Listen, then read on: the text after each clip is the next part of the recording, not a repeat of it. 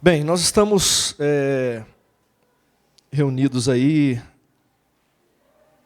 já esse ano, pensando algumas questões, estamos trabalhando a questão do calendário litúrgico aqui na igreja, né?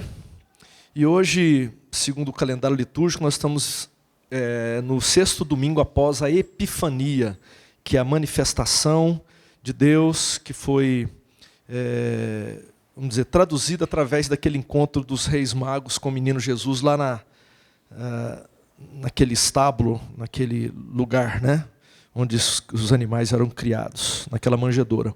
Eu até pensei que a gente poderia ter cantado hoje o Santa Folia, né, para relembrar esse caso, esse fato histórico, bíblico, narrado pela Bíblia, mas vou deixar para o dia que o Enos vem. Eu já conversei com o Enos, ele vai fixar com a gente aí na equipe, e aí a gente vai tocar depois e relembrar esse fato histórico, bíblico, que é a visita dos reis magos ao menino Jesus, lá no estábulo, lá na manjedoura.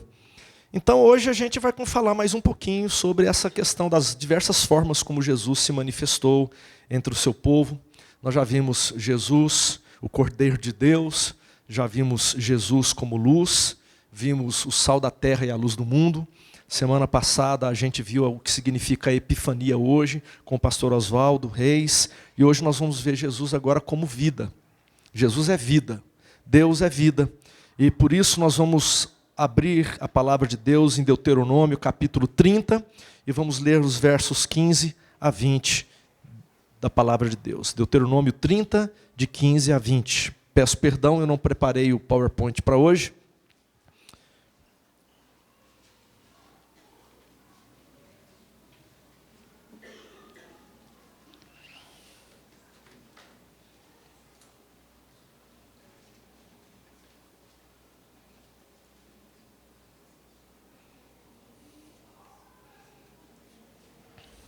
Deuteronômio 30, de 15 a 20. Diz assim a palavra do Senhor, palavra bendita, maravilhosa. Vejam que hoje ponho diante de vocês vida e prosperidade, ou morte e destruição. Pois hoje lhes ordeno que amem o Senhor, o seu Deus, andem nos seus caminhos e guardem os seus mandamentos, decretos e ordenanças. Então vocês terão vida e aumentarão em número, e o Senhor, o seu Deus, os abençoará na terra em que vocês estão entrando para dela tomar posse. Se todavia o seu coração se desviar, e vocês não forem obedientes e se deixarem levar, prostrando-se diante de outros deuses para adorá-los, eu hoje lhes declaro que, sem dúvida, vocês serão destruídos. Vocês não viverão muito tempo na terra em que vão entrar e da qual vão tomar posse depois de atravessarem o Jordão. Hoje, invoco os céus e a terra como testemunhas contra vocês, de que coloquei diante de vocês a vida e a morte, a bênção e a maldição.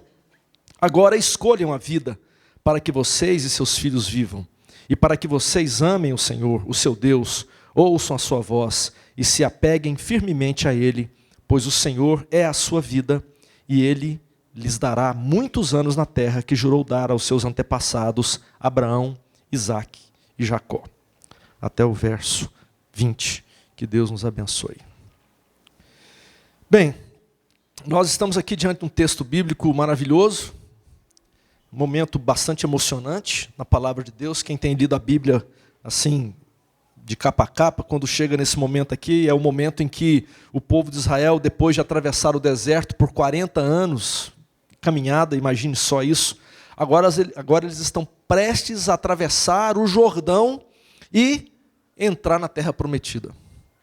Moisés estava nos seus últimos dias e ele sabia que, conforme o próprio Deus já havia dito a ele, ele não entraria na terra prometida.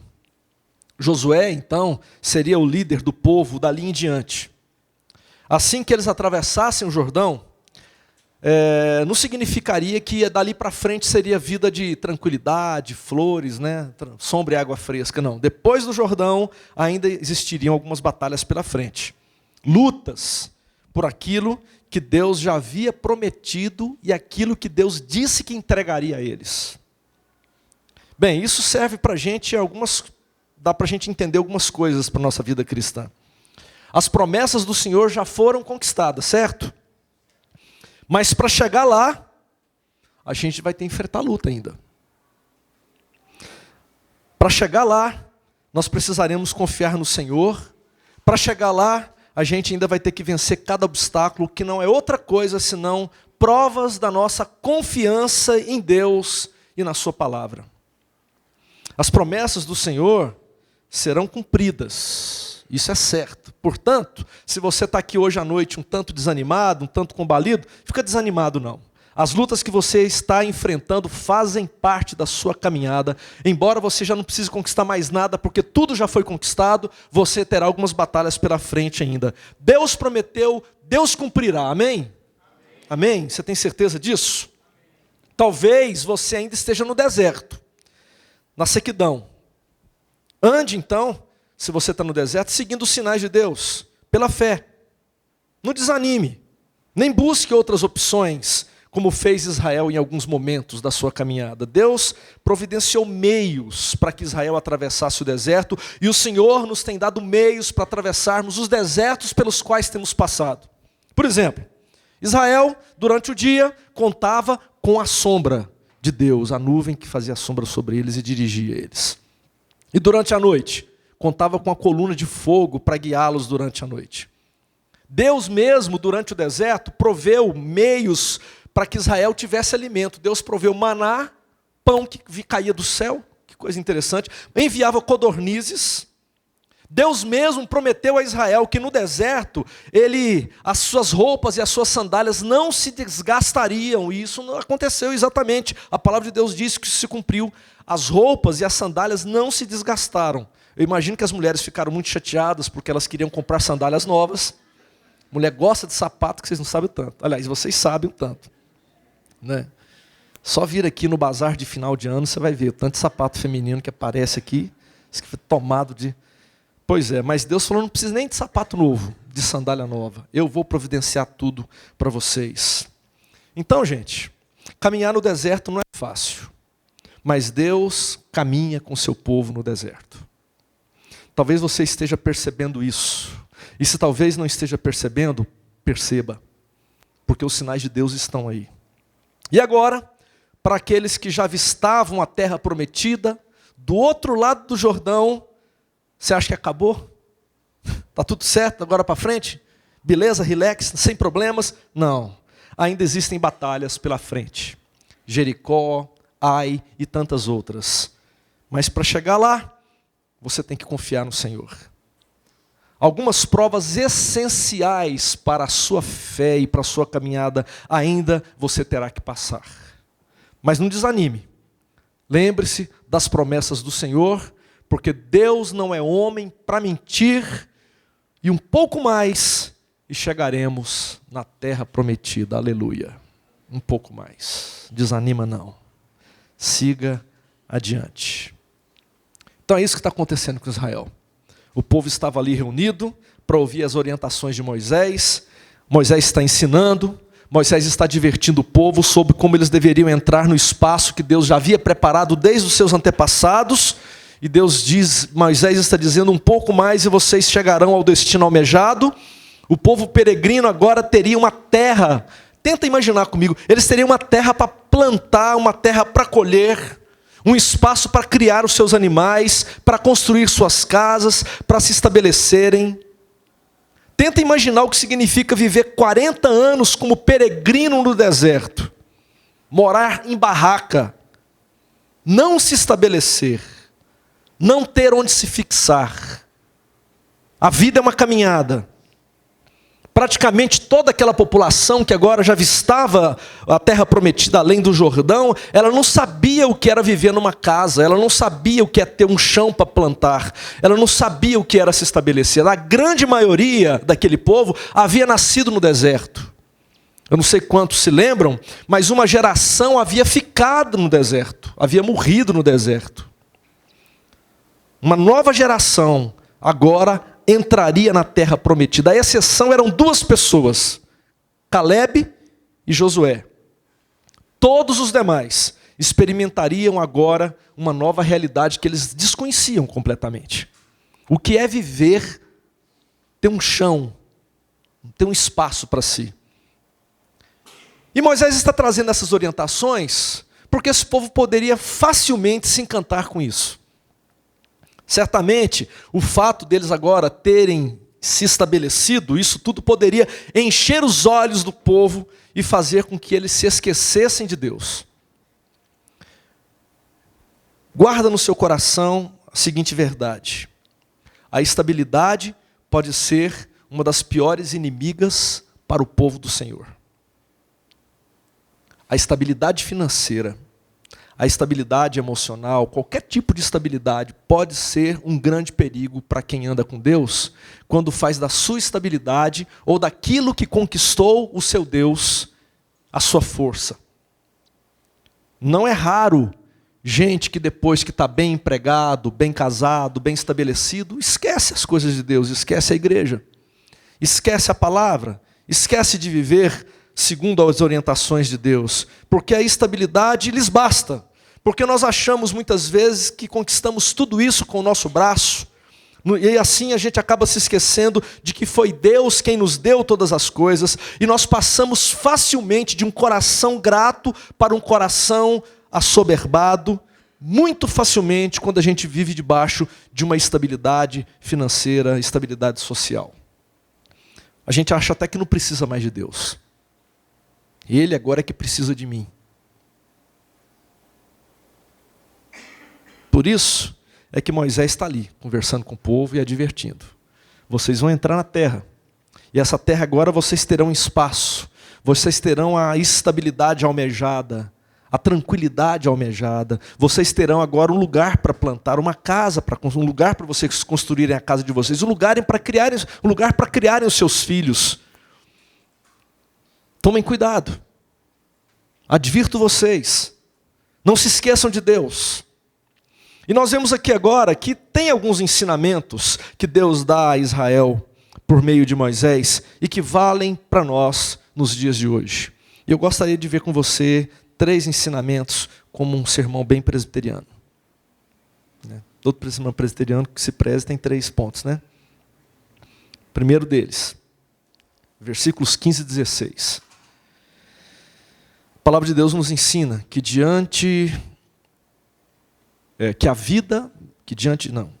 a palavra de Deus nos ensina através desse texto que a vida está em Deus e somente em Deus. Esse é o primeiro grande ensinamento.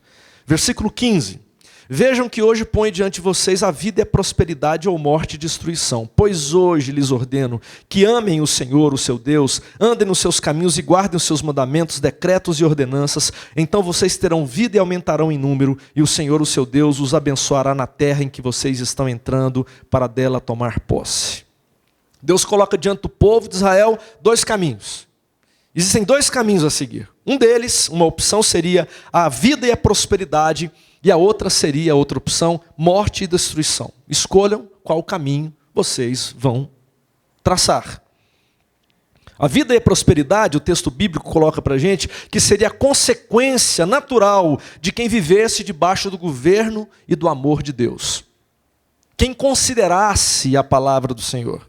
Versículo 16 está aí claramente, que eles deveriam amar o Senhor, 3 verbos muito importantes. Amar o Senhor, andar nos caminhos do Senhor e guardar os mandamentos, os decretos e as ordenanças do Senhor.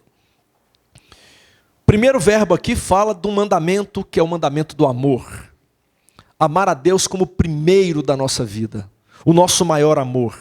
Ansiar estar na presença de Deus. Quem ama quer estar junto, não é verdade? Quer andar do lado.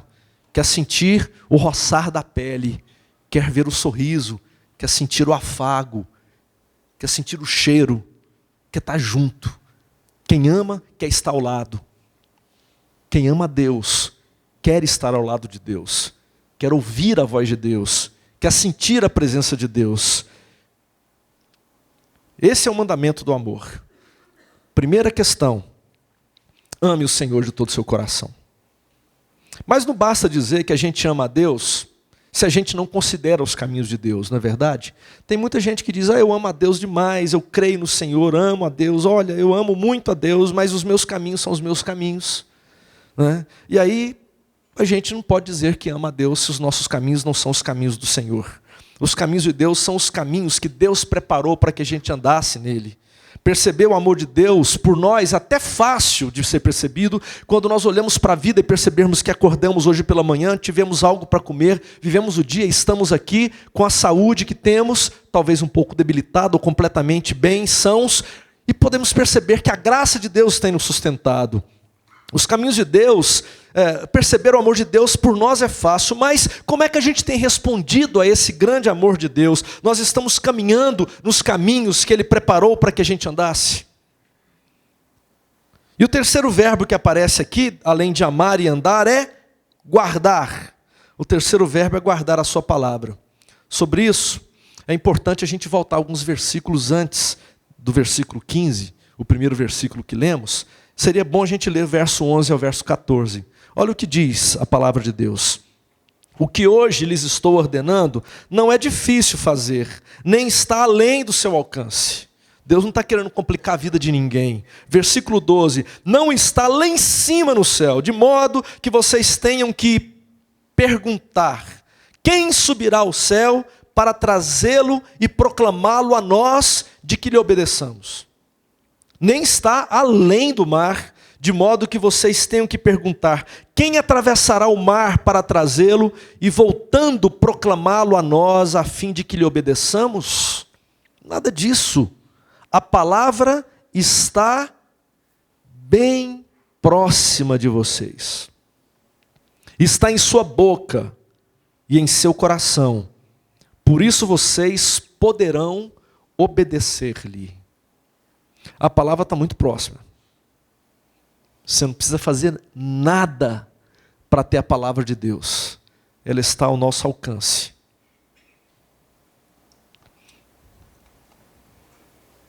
O que Deus espera de você, espera de mim, não é nenhum mistério que nós não tenhamos conhecimento. Não é algo inatingível ou algo inalcançável. O que Deus espera de nós está aí, como a própria palavra coloca. Não é difícil. Não é difícil. O que Deus está colocando diante de nós é algo possível.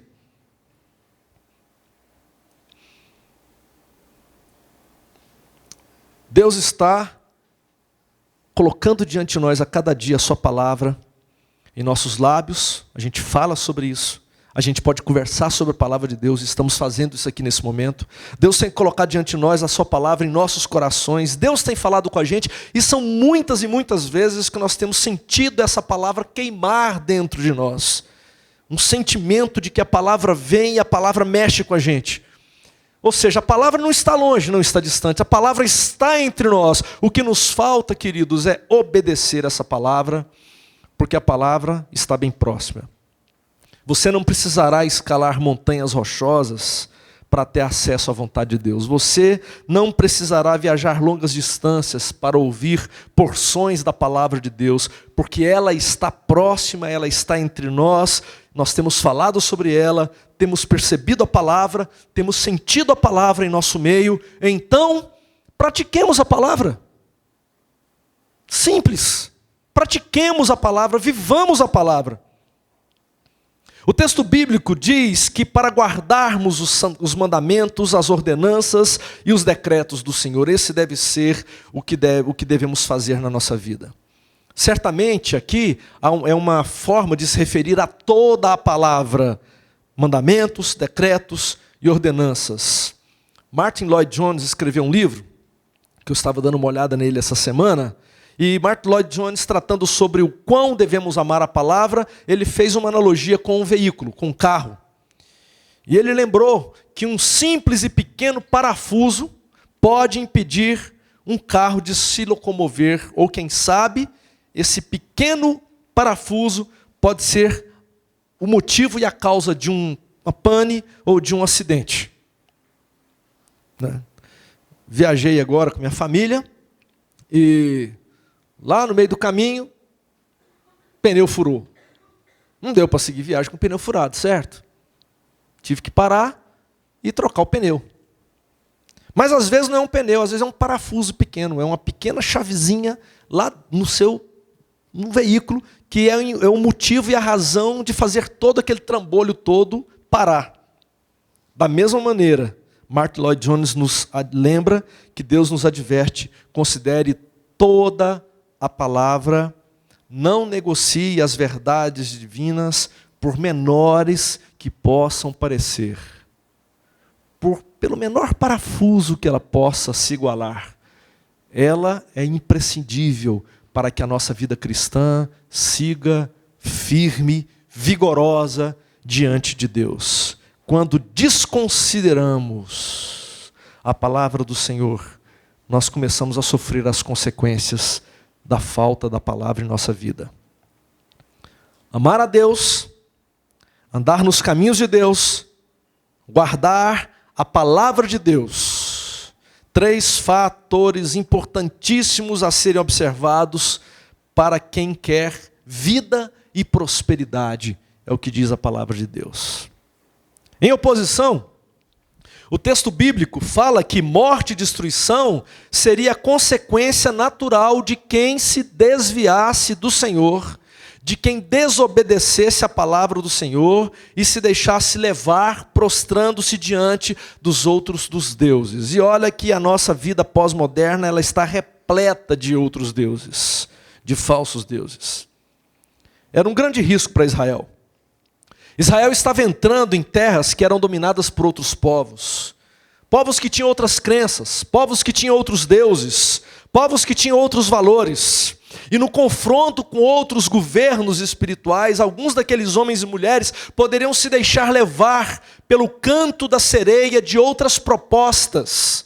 Poderiam abrir mão de suas convicções em busca de experimentar o novo, quem sabe relativizando a verdade de Deus em possibilidades de Deus. Porque isso é incrível isso, né? A gente relativiza a verdade de Deus e acha que as verdades de Deus, elas são possibilidades de Deus. Deus pode fazer ou não fazer, já não é a verdade absoluta. Deus é enfático. Versículo 18. Eu hoje lhes declaro, sem dúvida, que vocês serão destruídos. Vocês não viverão muito tempo na terra que vão entrar e da qual vão tomar posse depois que atravessarem o Jordão, se viverem dessa forma, escolhendo o caminho da morte. E eu parei para pensar já há algum tempo sobre isso. Lembro que quando eu lia o texto bíblico antigamente, no início da minha caminhada cristã, eu olhava para isso e eu tinha muito medo de Deus. Porque eu olhava para Deus assim como um Deus vingativo. Anda fora dos meus caminhos para você ver o que eu faço. Destrói. Só sobrava poeirinha. Deus seria um Deus vingativo? Tipo assim, quem está comigo está numa boa. Mas se fugir de mim, eu destruo, não sobra nada. Seria Deus, o Deus da Bíblia, um déspota? Seria o Deus da Bíblia um inseguro? Alguém que cuida dos seus de maneira arbitrária e opressora, com cabresto curto, com rédea curta? O Deus da Bíblia é esse Deus. E por isso nós precisamos nutrir um medo, porque a qualquer momento Ele pode nos destruir se nós não estivermos andando segundo a sua vontade. É claro que não. Mas é certo que muitos vivem debaixo do governo de Deus o tempo todo com terrível medo de Deus. E por viverem assim não conseguirão jamais amar a Deus. Porque o amor lança fora todo medo. Assim, nós podemos entender nesse caso que o medo é o oposto extremo ao amor. Quem tem medo de Deus não conseguirá amar a Deus. A Bíblia nos ensina não a ter medo de Deus. A Bíblia nos ensina a termos temor de Deus. Mas jamais medo de Deus. Temê-lo é considerá-lo como um filho considera o pai. Temê-lo é amá-lo como o filho ama o pai. É saber que o pai a quem amo tem autoridade sobre mim. E por causa disso eu devo obedecê-lo, não por medo, mas por amor, por respeito, por consideração. E porque sei que ele tem o melhor para mim. E eu sei que eu posso me equivocar. e que Deus, o meu Pai, tem o melhor para mim, por isso eu me submeto inteiramente a Ele. Quem olha para Deus como um déspota não conseguirá jamais amar a Deus. Viverá debaixo do terror de um Deus que a qualquer momento irá puni-lo por qualquer deslize que cometer. Veja o que a palavra de Deus está nos ensinando no versículo 19. Hoje eu invoco os céus e a terra como testemunhas contra vocês, de que coloquei diante de vocês a vida e a morte, a bênção e a maldição. Agora escolham a vida para que vocês e seus filhos vivam e para que vocês amem o Senhor, o seu Deus, ouçam a sua voz e se apeguem firmemente a Ele. Presta atenção agora, pois o Senhor é a sua vida. O Senhor é a sua vida. O que a Bíblia nos ensina não é que Deus nos matará se nós não andarmos com Ele. Não é isso que a Bíblia está ensinando. O que a palavra de Deus está nos ensinando é que se abandonarmos a Deus, nós estaremos abandonando a vida, porque fora dele não há vida. Não é que Deus irá destruir quem não está com Ele, é quem não está com Ele está sem a vida. Entende? O que a Bíblia nos ensina é que Deus é a própria vida, o Senhor é a sua vida. Se queremos viver, então nos apeguemos a Deus e a sua palavra. Uma das epifanias de Deus, sem dúvida alguma, uma das maneiras como Cristo se revela a nós, é como a vida. João capítulo 1, versículo 4, nele estava a vida e esta era a luz dos homens. João 14, versículos 5 e 6, quando Jesus está conversando com os discípulos sobre a casa do Pai, porque Jesus diz que iria para lá preparar lugar para os seus, Jesus está falando sobre a vida eterna, sobre a eternidade. Jesus então diz, vocês conhecem o caminho para onde vou? Então os discípulos, na voz de Tomé, perguntam, Senhor, nós não sabemos por onde o Senhor vai, como é que a gente pode saber o caminho? Como é que Jesus responde? Eu sou o caminho, a verdade e a vida, ninguém vem ao Pai a não ser por mim. Jesus é a vida. Não há vida fora dele. Portanto, todo caminho fora do caminho de Deus, conforme a própria palavra nos orienta, é caminho de morte. Essa é a primeira questão que eu queria que você ficasse guardado no seu coração. Deus é vida. O Senhor é a nossa vida. Apegue-se a essa verdade. Segunda verdade da palavra do Senhor para mim e para você nessa noite. O texto de Deuteronômio 30 nos ensina que na entrada da terra prometida, Moisés ensinava a Israel que a escolha mais importante do ser humano é a escolha de quem iremos seguir. A escolha mais importante do homem é a quem ele seguirá, qual o caminho ele seguirá. Nós somos frutos das nossas escolhas. Nós seremos bem-sucedidos em alguns empreendimentos ou mal-sucedidos segundo as nossas escolhas. Por exemplo, quem escolhe estudar terá boas chances de se dar bem no concurso público ou no vestibular. Quem escolhe não estudar está optando por provavelmente se dar muito mal no vestibular ou no concurso público. Quem escolhe dedicar-se ao trabalho terá maiores chances de galgar posições dentro da empresa do que aquele que não se dedica ao trabalho, que não se esforça pelo trabalho que realiza. Eu gosto muito dos filmes de Woody Allen.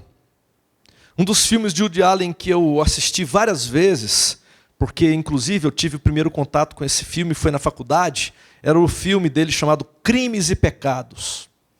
E o tema Crimes e Pecados, desse filme Crimes e Pecados de Woody Allen, fala sobre escolhas. É um tema que é fortemente tratado no filme. Fala, por exemplo, sobre religião, sobre adultério, sobre moral, fala sobre filosofia. É um filme interessante que confronta os valores da nossa sociedade e talvez a frase que se repete várias vezes durante o filme e que marca o filme é um texto bíblico de Provérbios. Os olhos de Deus estão em todo lugar. Os olhos de Deus estão em todo lugar. E Woody Allen trabalha em cima dessa temática e é interessante o fato dele colocar o sacerdote, vamos dizer, porque o sacerdote judeu, né, o rabino que aparece no filme, ele é cego.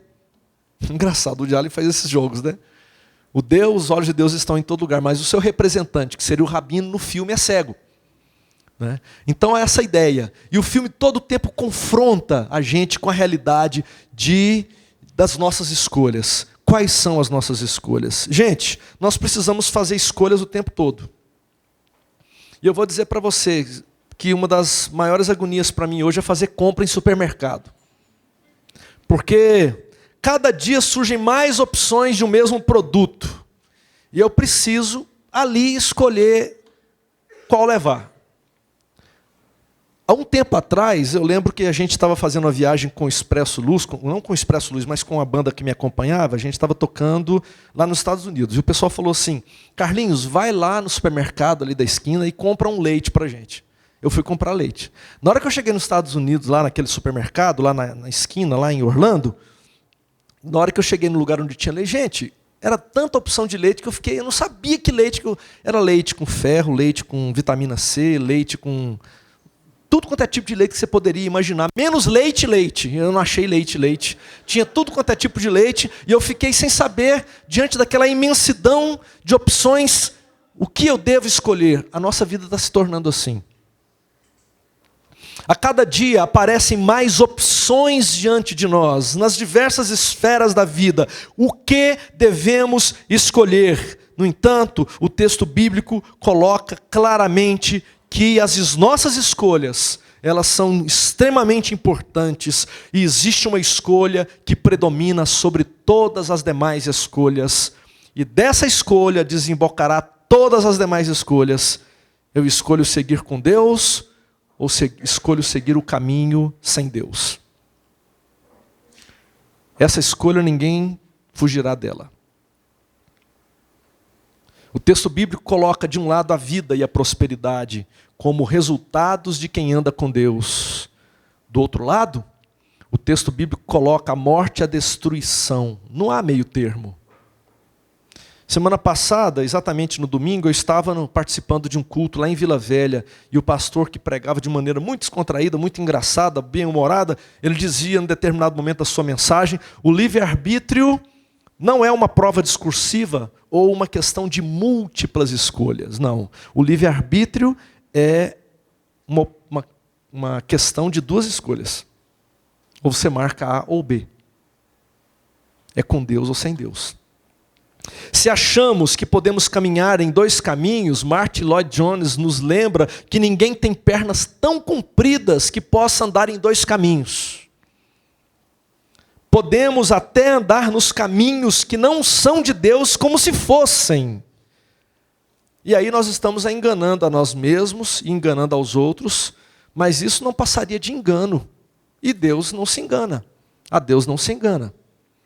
Portanto, precisamos fazer uma decisão sobre qual caminho seguir. Amem o Senhor, o seu Deus, diz o texto bíblico, andem nos seus caminhos, guardem os seus mandamentos, decretos e ordenanças. E o texto completa, então terão vida e aumentarão em número, e o Senhor, o seu Deus, os abençoará na terra em que vocês estão entrando para tomar posse. As nossas escolhas espirituais ecoam na nossa vida material e na nossa vida como um todo. Eu não estou aqui pregando teologia da prosperidade, gente, porque a teologia da prosperidade ela é antibíblica. A teologia da prosperidade ela não considera o outro. Ela não considera nem mesmo Deus como Senhor soberano. Ela não considera a Bíblia. A teologia da prosperidade ela torna Deus um servo dos homens, a quem se exige obrigações pelos homens da religião. A teologia da prosperidade não considera ninguém senão a si mesmo. É uma teologia profundamente egoísta e capitalista. O que Deuteronômio está dizendo é que quem ama o Senhor, quem anda nos caminhos do Senhor, quem considera a palavra de Deus, viverá debaixo da provisão de Deus, será sustentado por Deus, será guardado por Deus, a sua pessoa e a sua família. É isso que a Bíblia está dizendo. Um dos exemplos claros disso é o Salmo 128. Salmo 128. Vamos dar uma lida lá no Salmo 128? Vamos relembrar o que diz esse Salmo? Um salmo para a família. Como é feliz quem teme o Senhor, quem anda nos seus caminhos. Olha aí o temor e o andar. Você comerá do fruto do seu trabalho, será feliz e próspero, a sua mulher será como videira frutífera em sua casa, seus filhos serão brotos como brotos de oliveira ao redor da sua mesa. Assim será abençoado o homem que teme o Senhor, que o Senhor o abençoe desde Sião, para que veja a prosperidade de Jerusalém todos os dias de sua vida e veja os filhos dos seus filhos, haja paz em Israel. Quem teme e quem anda receberá de Deus o cuidado, a provisão, o sustento de Deus. O que Deuteronômio está dizendo é que quem ama o Senhor, quem anda nos caminhos do Senhor e considera a palavra de Deus, viverá debaixo da provisão de Deus, será sustentado por Deus, será guardado por Deus, tanto ele quanto sua família e quanto aqueles que viverem ao seu lado. A escolha de servir a Deus não trará implicações apenas para a sua vida espiritual. A sua escolha de andar nos caminhos do Senhor terá implicações para toda a sua existência. Toda a sua existência. Com Deus não existe esse negócio de, na igreja estou com Deus, no trabalho, não precisa. No trabalho cuido eu, não tem isso. As opções são tomadas para toda a vida. Terceiro e último. Deuteronômio capítulo 30 nos ensina ainda que a opção entre a vida e a morte não é meramente uma questão de escolha pessoal. É uma escolha com extensões coletivas, com uma extensão nacional. Vou explicar melhor isso. Quando Moisés traz essa palavra para o povo de Israel, ele não está trazendo apenas para indivíduos, para pessoas. Ele está trazendo uma palavra, uma mensagem para a nação de Israel. A opção entre a vida e a morte era para a coletividade de Israel. É claro que essa verdade também, ela seja extensiva para o indivíduo, como a gente já viu até agora, como eu tenho pregado, mas é uma palavra que Deus estava dando a toda uma nação. Portanto, o que eu prego aqui hoje é para você, mas é também para a sua família, é para a igreja, é para a cidade, é para o Brasil, é para as nações do mundo. A nação que opta por se distanciar de Deus, que é a vida, colherá a semente que lança. Com tristeza, eu tenho, e você também tem visto, a nação brasileira fazendo as suas opções desde há muito tempo por caminhos que não são os caminhos da vida, os caminhos de Deus. Há muito que a nação brasileira faz suas opções por caminhos de justiça, caminhos de corrupção, caminhos de malignidade. Uma das coisas que mais agridem a mim é o fato dessa exploração sexual de menores. A gente vê figuras importantes, celebridades. Há um tempo atrás, um pintor consagrado, um artista plástico consagrado de Goiânia, do estado de Goiás, conhecido nacionalmente e internacionalmente, foi preso porque ele mantinha alguns casos com crianças de 12, 11 anos de idade. Exploração sexual de menores. Um incentivo à homossexualidade pela mídia. Um outro caminho, que é um caminho de morte, gente. Você pode falar assim, Carlinhos, eu não concordo com você. Tudo bem, não precisa concordar comigo. Mas eu estou falando aqui da palavra de Deus. Existem até teologias que querem dizer que isso é um grande equívoco, ou seja, Deus aceita a homossexualidade. Eu quero dizer para você que não é bem isso que aparece aqui na Bíblia. os valores que se levantam contra a família, tudo isso tem trazido consequências de morte para a nação, porque não são caminhos de Deus. E se não são caminhos de Deus, não são caminhos de vida. Não são caminhos de vida, então são caminhos de morte. Nós vemos as instituições a cada dia sendo enfraquecidas, com lideranças cada vez mais fracas e mais distantes de Deus. As famílias estão enfraquecidas. A igreja anda enfraquecida. O governo enfraquecido. As instituições de justiça, que deveriam zelar pela justiça, enfraquecidas. As instituições de ensino, de saúde, todas passam por um momento de crise. O ser humano vale cada vez menos e a morte cada vez mais predomina, onde Deus é esquecido e onde a palavra de Deus é abandonada. Queremos vida? Nós precisamos então nos voltar para os caminhos de vida, porque fora de Deus não há vida, há morte. A palavra de Deus, eu quero lembrar vocês, o que diz Deuteronômio, está muito próxima. Mais próxima do que podemos imaginar. Resta-nos segui-la e vivê-la pessoalmente e coletivamente. Porque não adianta também, gente, alguns da coletividade viverem e outros assim desconsiderarem. A gente precisa, então, como igreja, vivenciar essa realidade todos, está entendendo? Todos. Nós precisamos ter compromisso uns com os outros na caminhada com Deus. Porque no meio da coletividade eu falo, não, eu quero viver, eu estou aqui com vocês, mas eu quero viver do meu jeito. Não é assim. Precisamos ter compromissos uns com os outros nessa caminhada. A palavra de Deus ao povo de Israel era a nação de Israel. A palavra de Deus nessa noite é para mim e para você, é para a nossa comunidade. Mas como é que isso seria possível, Carlinhos, uma vez que nem toda a nação brasileira crê em Deus? Como será possível isso, Carlinhos, uma vez que nem toda a população brasileira reconhece a Bíblia como palavra de Deus? Como é que vai ser esse negócio, hein? Você não está falando de uma utopia muito distante, de uma irrealidade? Gente, estudando a Bíblia, eu descobri que a resposta está em Romanos 10. Romanos 10 faz uma ligação com esse texto de Deuteronômio capítulo 30. Se você quiser abrir a palavra de Deus comigo, você vai achar lá, Romanos capítulo 10, um texto que já preguei aqui na igreja, em outras oportunidades, já preguei principalmente voltada para a questão da conferência missionária, e esse texto, via de regra, é utilizado em conferências missionárias, quando nós estamos convocando o povo a anunciar a palavra em países distantes.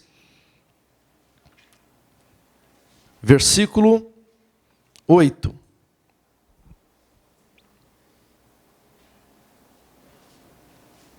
Mas o que ela diz? A palavra está perto de você, está em sua boca e em seu coração. Lembra que nós encontramos esse texto em Deuteronômio? Isto é, a palavra da fé que estamos proclamando, se você confessar com a sua boca que Jesus é Senhor e crer em seu coração que Deus o ressuscitou dentre os mortos, será salvo. Pois com o coração se crê para a justiça e com a boca se confessa para a salvação. Como diz a Escritura, todo o que nele confia jamais será envergonhado. Não há diferença entre judeus e gentios, pois o mesmo Senhor é Senhor de todos e abençoa ricamente todos os que o invocam. Porque todo aquele que invocar o nome do Senhor será salvo. Como, pois, invocarão aquele em que não creram? E como crerão naquele de quem não ouviram falar? E como ouvirão se não houver quem pregue? E como pregarão se não forem enviados? Como está escrito, como são belos os pés dos que anunciam boas novas. A palavra de Deus está perto de você. Está em sua boca e em seu coração. Mas a realidade de morte nos cerca.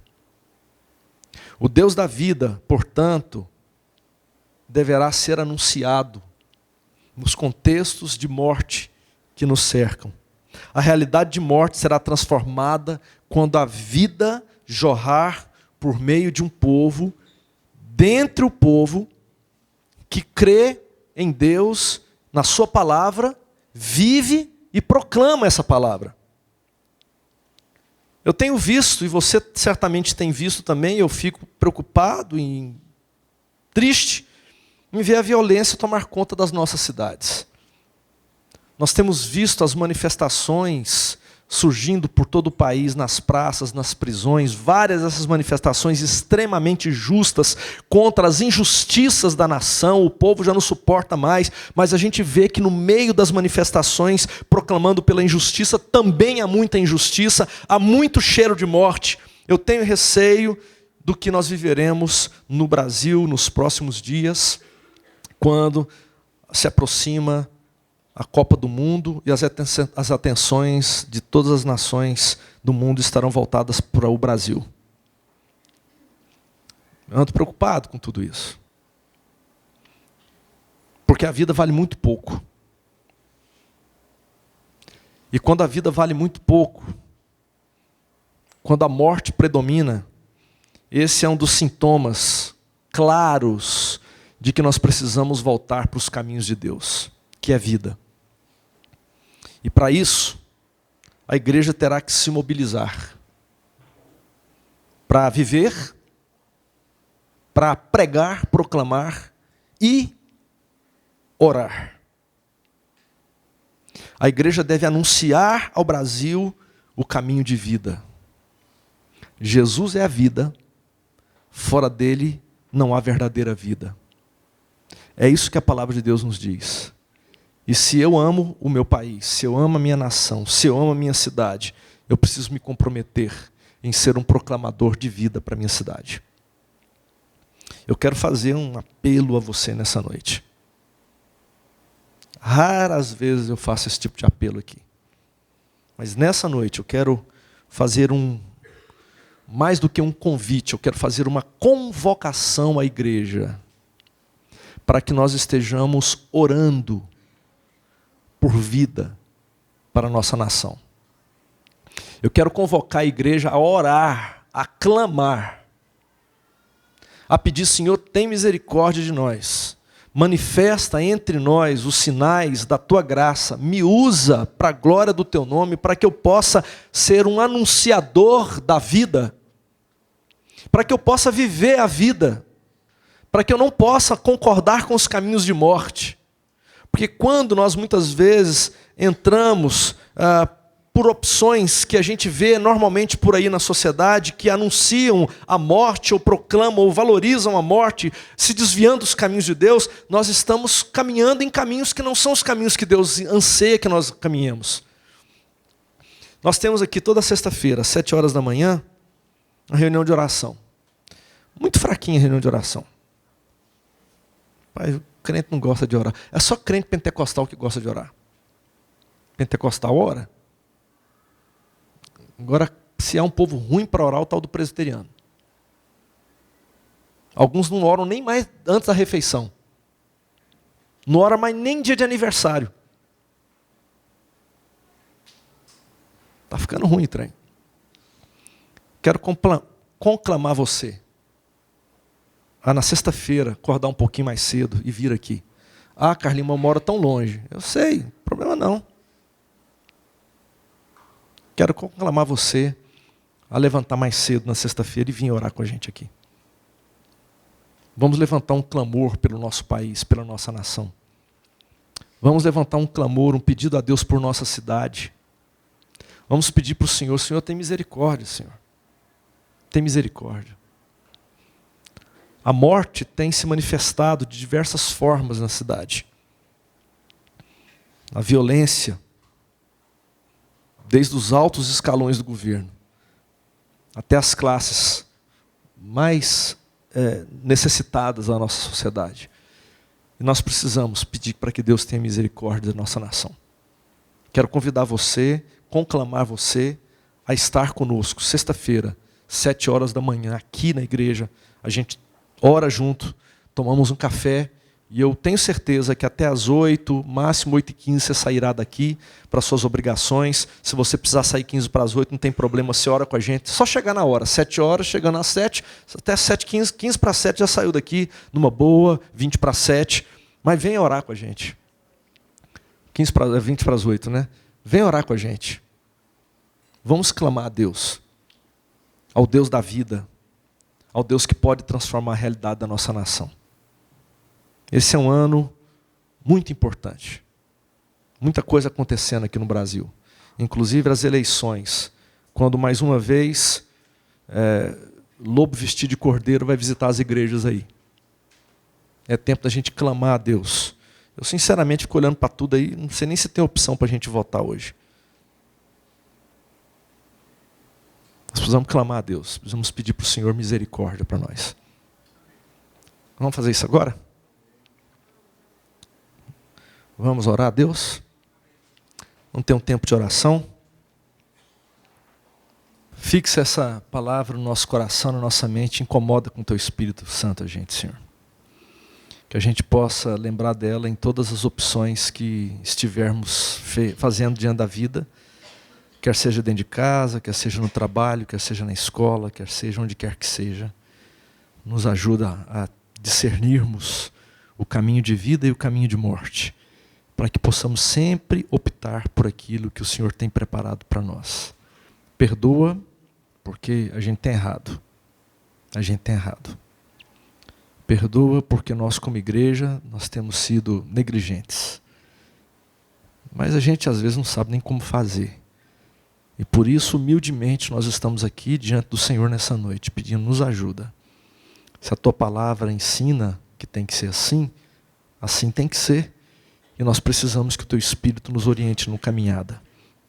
Que a Tua palavra diz que os pés dos mensageiros são belos, os pés dos que proclamam as boas novas do Senhor. Dá-nos pés limpos, pés belos, pés brilhantes, por favor. Coloca nos nossos lábios, nas nossas mentes, nas nossas mãos, toda a intenção de anunciar Jesus à sociedade. Livra a gente da dicotomia de viver com o Senhor em alguns momentos, sem o Senhor em outros momentos. Mas que a gente possa optar pelo caminho da vida e viver assim para o Teu louvor. Obrigado por tudo, fica conosco, tem misericórdia de nós, ajuda-nos em nome de Jesus. Amém.